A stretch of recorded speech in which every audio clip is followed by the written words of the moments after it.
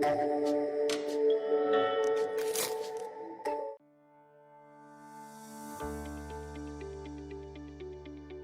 everyone, my name is James, and in this video I'm sharing a few tips and lessons for you to improve your IELTS speaking performance.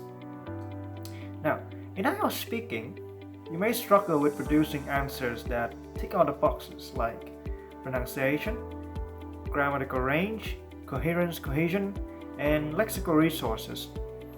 But even if you manage to cover all those categories, your answers might not always as you would expect. Can you tell me about your hometown? Victoria is my hometown, which is a state located in the east of Australia. Is it a big place or a small place? Actually, it is a small state with slightly more than 1 million people. It has breathtaking views and great landscapes with snowy mountains and Greenwich Lake. Can you tell me about your hometown? Victoria is my hometown, which is a province located in the west of my country. Is it a big place or a small place? Actually, it's not a very big city. It's just slightly about 1 million people. And however, it has a lot of beautiful, breathtaking views and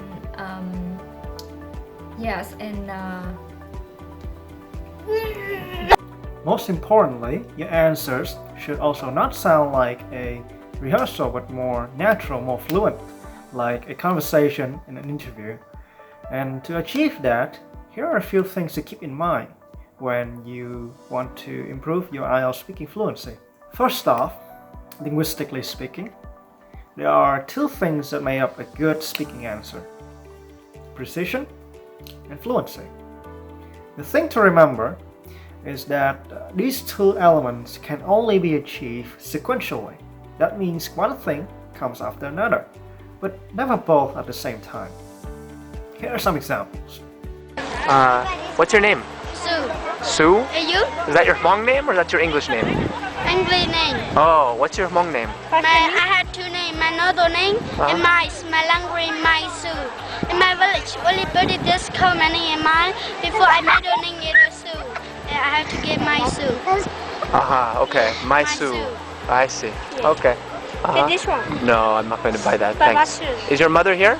No, my mother, she stay at home. She not my kid. She not selling, only me. Yeah. Okay. Where does she live? What village? Nearly my village, 15 minutes. What's the name of your village? 𝗿𝗵𝗆. 𝗿𝗵𝗆. Okay. 𝗿𝗵𝗆. Okay. You just watch a clip of a kid speaking with fluency, but no precision in his content. Here's another example, where a man speaking grammatically correct sentences, but ultimately no fluency because those are prepared contents. What do you usually do at the weekend? At the weekend, depends. Sometimes I like to relax, and when I have a very stressful week. But usually I like to meet some friends because I play football, and sometimes we have some competition. Also, I do some karate, but just like amateur, not in competition. And also with my friends, we like to go to the pub at night or some restaurants. Or usually I like also to show some films, new films. It's very interesting. So, what does this mean? It means that if you want to successfully deliver a speaking answer with coherence, cohesion, grammatically correct sentences, lexical resources, and good pronunciation, the best choice is to prepare everything beforehand. Because if you do that, your answers may come out with many disruptions and even the mistakes that you want to avoid in the first place. But can practice makes perfect? Well, the answer is yes. If you have many practice of memorization, then you'll be able to achieve a sample answer, a prepared answer that is fluent like an actor. But the problem is if the examiner changes the question or have a creative question is out of your preparation, then you will have no choice but to go back to your starting line. That is, no prepared content and possibly no fluency either. So the first question is, how has your hometown changed much since you was a child? It has changed enormously. 20 years ago, I could barely find a tall building in my area, but now I can easily catch sight of skyscrapers, tower blocks. Okay, and the next question is, are there any changes that you would like to see in your hometown in the future? I would like to see a brand new metro system working. I think it can help me fight traffic jam and go around the city faster. Okay, thank you. That is going to be very bad for your score because you cannot show the ability to communicate, but only the ability to memorize. So, how do you deal with that? Well, the answer is you should definitely not prepare an entire list of answers beforehand. Definitely not memorizing to the smaller details, and then expect the examiner to ask the right questions. Instead, what you should do are the following things when answering a speaking question. Are there any changes that you would like to see in your hometown in the future? Number one, you should answer the question with the first few things that you can think of right away. Number two, take time to pause and think of the next idea when you finish.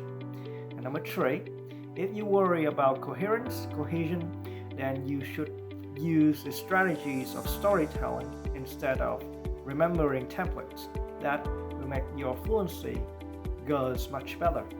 In the past, I would like my hometown to have a lot of cinemas because they were common in Saigon, but not here. At present, I just want my hometown to attract more shopping malls because in my opinion, it will push the economy. Now you may think that if you pause too long to look for an idea, then you will lose your fluency. But for this concern, a speaking answer is considered lacking in fluency when the words are produced in fracture, one word at a time, like this. Today, I would like to tell you about the car trip in last summer from Melbourne to Sydney. It was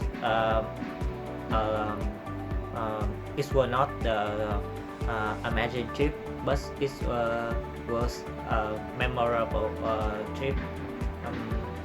It was a 3-day trip, and I went with my partner and my partner's family,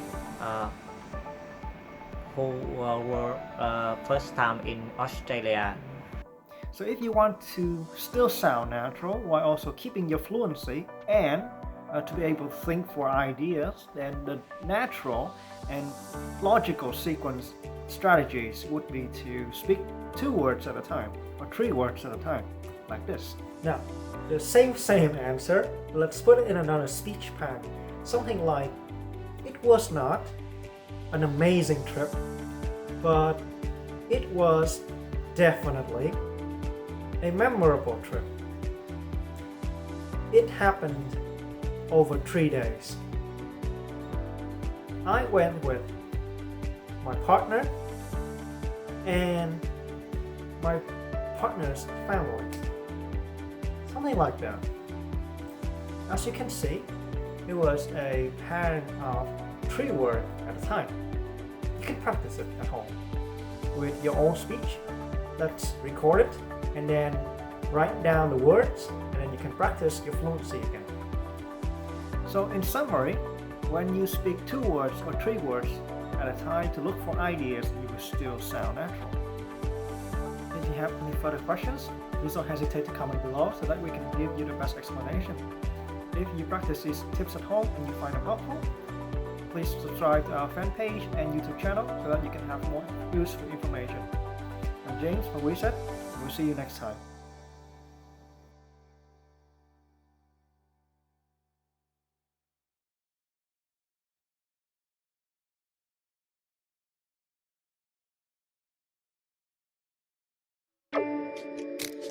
Bye.